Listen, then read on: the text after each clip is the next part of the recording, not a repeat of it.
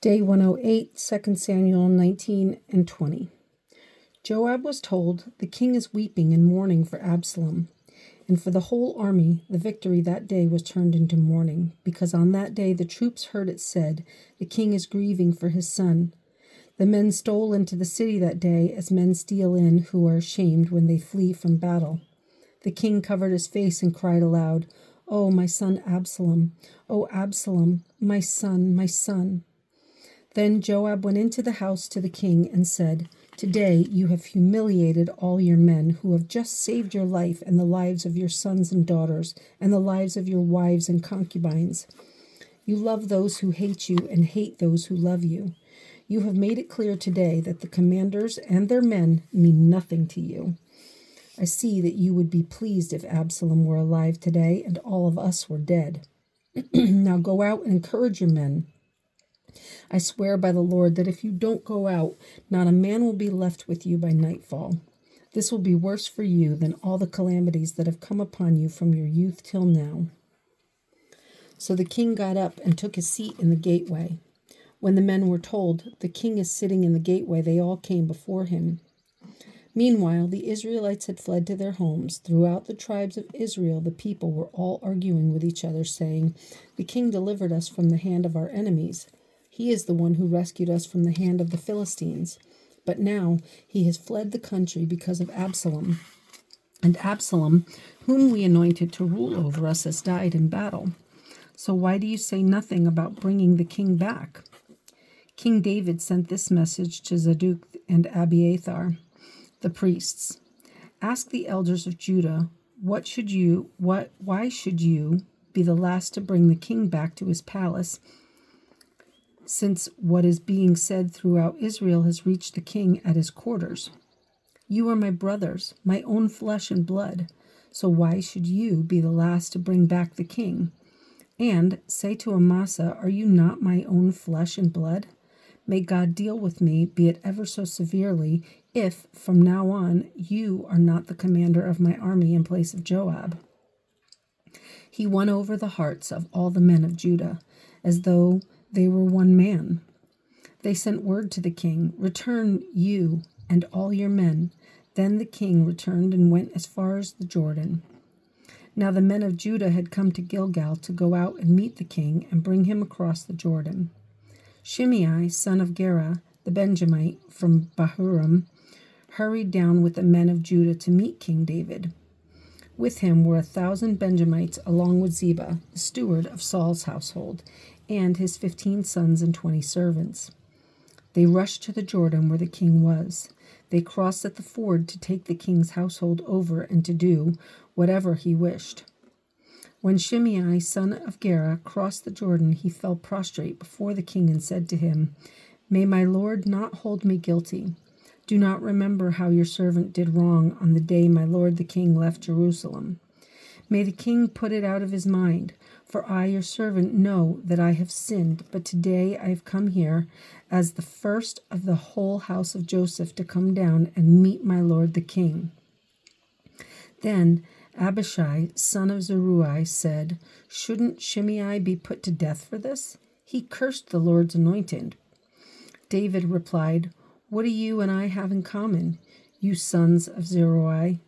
This day you have become my adversaries. Should anyone be put to death in Israel today? Do I not know that today I am king over Israel?" So the king said to Shimei, "You shall not die." And the king promised him on oath. Mephibosheth, Saul's grandson, also went down to meet the king. He had not taken care of his feet or trimmed his mustache or washed his clothes from the day the king left until the day he returned safely. When he came from Jerusalem to meet the king asked him, "Why didn't you go with me, Mephibosheth?" He said, "My lord the king, since I, your servant, am lame, I said, I will have my donkey saddled and will ride on it so I can go with the king. But Ziba, my servant, betrayed me, and he has slandered your servant to my lord the king.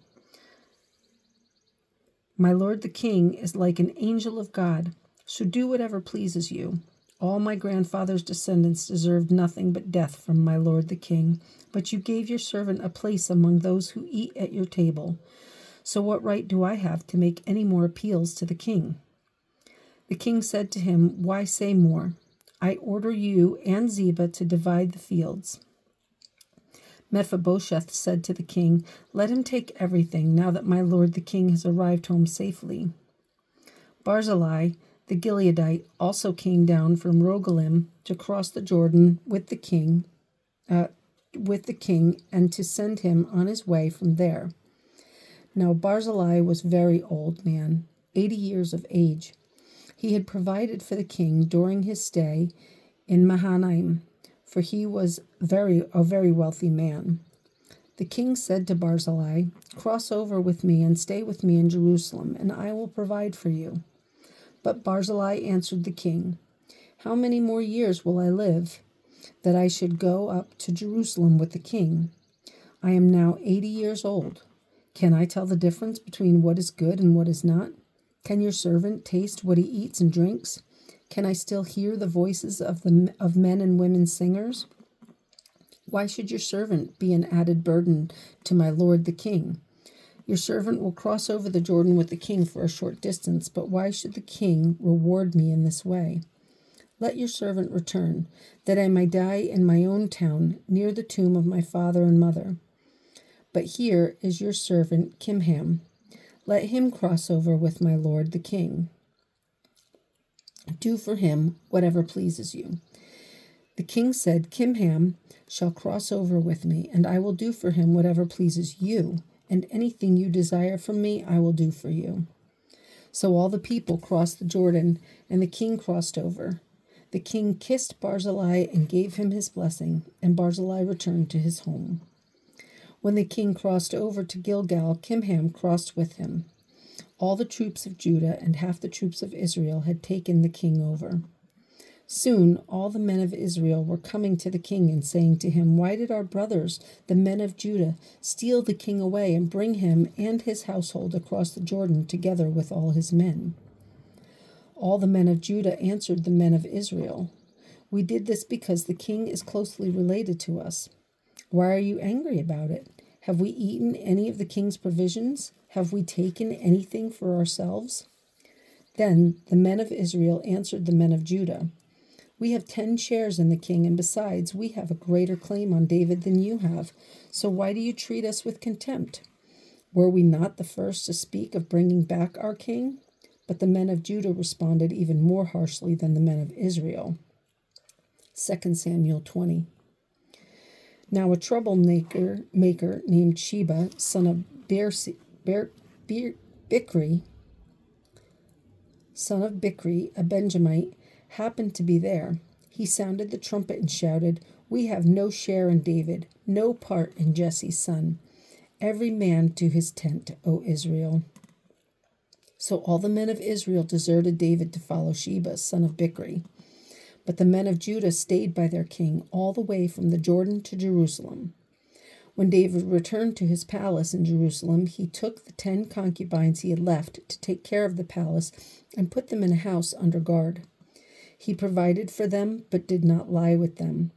They were kept in confinement till the day of their death, living as widows. Then the king said to Amasa, "Summon the men of Judah to come to me within 3 days, and be here yourself." But when Amasa went to summon Judah, he took longer than the time the king had set for him. David said to Abishai, "Now Sheba, son of Bichri, will do us more harm than Absalom did. Take your master's men and pursue him, or he will find fortified cities and escape from us." So Joab's men and the Kerethites and Pelethites and all the mighty warriors went out under the command of Abishai. They marched out from Jerusalem to pursue Sheba, son of Bichri. While they were at the great rock in Gibeon, Amasa came to meet them. Joab was wearing his military tunic, and strapped over it at his waist was a belt with a dagger in its sheath. As he stepped forward, it dropped out of its sheath. Joab said to Amasa, "How are you, my brother?" Then Joab took Amasa by the beard with his right hand to kiss him. Amasa was not on his guard against the dagger in Joab's hand, and Joab plunged it into his belly, and his intestines spilled out on the ground. Without being stabbed again, Amasa died. Then Joab and his brother Abishai pursued Sheba, son of Bichri. One of Joab's men stood beside Amasa and said, "Whoever favors Joab and whoever is for David, let him follow Joab." Amasa lay wallowing in his blood in the middle of the road, and the man saw that all the troops came to a halt there. When he realized that everyone who came up to Amasa stopped, he dragged him from the road into a field and threw a garment over him. After Amasa had been removed from the road, all the men went on with Joab to pursue Sheba, son of Bichri. Sheba passed through all the tribes of Israel to Abel Beth Maachah, and through the entire region of the Berites, who gathered together and followed him. All the troops of Joab came and besieged Sheba in Abel Beth Maachah. They built a siege ramp up to the city, and it stood against the outer fortification. While they were battering the wall to bring it down, a wise woman called from the city, Listen, tell Jacob to come here so I can speak to him." He went toward her, and she asked, "Are you Joab?" "I am," he answered. She said, "Listen to what your servant has to say." "I'm listening," he said.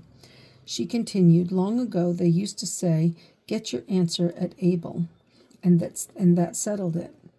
We are the peaceful and faithful in Israel. You're trying to destroy a city that is a mother in Israel. Why do you want to swallow up the Lord's inheritance?"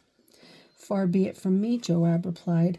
"Far be it from me to swallow up or destroy. That is not the case.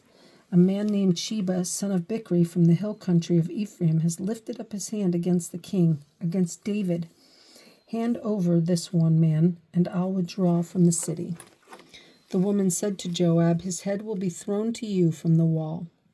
Then the woman went to all the people with her wise advice, and they cut off the head of Sheba, son of Bichri, and threw it to Joab. So he sounded the trumpet, and his men dispersed from the city, each returning to his home. And Joab went back to the king in Jerusalem. Joab was over Israel's entire army. Benaiah, son of Jehoiada, was over the Kerethites and Pelethites. Adoramai was in charge and forced labor. Jehoshaphat, son of Ahilud, was recorder. Shiva was secretary. Zadok and Abiathar were priests, and Ira the Jairite was David's priest.